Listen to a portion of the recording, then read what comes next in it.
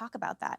When does life begin? And she said, well, I think it's just an egg early on in the first trimester. I said, well, that's actually scientifically incorrect. An egg, a sperm fertilizes an egg, then you have a single cell embryo, and that's a unique individual human life. That's what the science shows. And it was like mind blowing for this young girl. And I said, where are you getting your information? And she said, oh, I'm just getting it from, a friend that is more liberal or something like that. And I said, if you actually pick up any human biology textbook, it will tell you when life begins. It begins at the moment of fertilization, when that egg completely is transformed because of the sperm and becomes a complete DNA code for an individual human life. And all that life needs is time and nourishment to grow. Scientifically speaking, when does every new human life begin?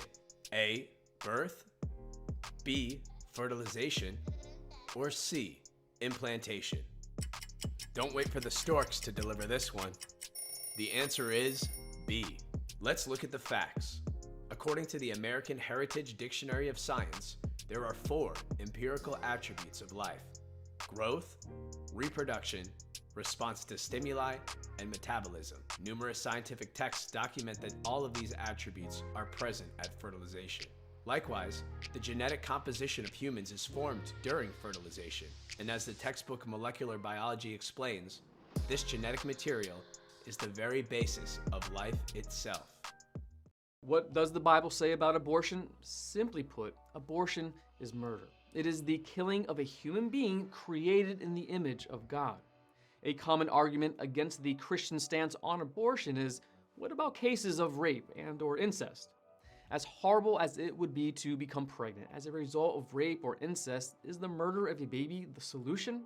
2 wrongs do not make a right. The child who is a result of rape or incest could be given in adoption to a loving family. There are many families, some unable to have children on their own, who stand ready to receive and love a child from any background. The baby in this situation is completely innocent and should not be punished for the evil act of his or her father. It's also important to keep in mind that abortions due to rape or incest account for a very small percentage of total abortions. Only 1% of abortions can be traced to causes of rape or incest.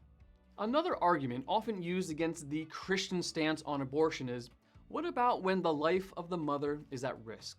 Honestly, this is the most difficult question to answer on the issue of abortion. First, let's remember that such a situation is exceedingly rare. Dr. Landrum Shettles, a pioneer in the field of in vitro fertilization, wrote, less than 1% of all abortions are performed to save the mother's life.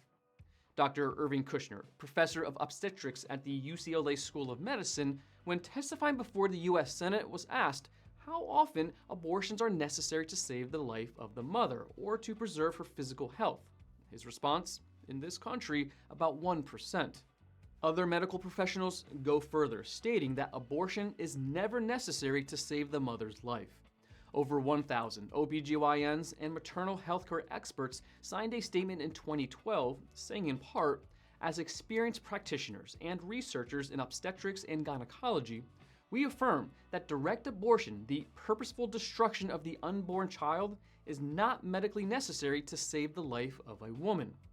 Further, in 2019, medical leaders representing more than 30,000 doctors said intentionally killing a late-term unborn baby in an abortion is never necessary to save a mother's life. Second, let's remember that God is a God of miracles. He can preserve the life of a mother and her child despite all the medical odds being against it.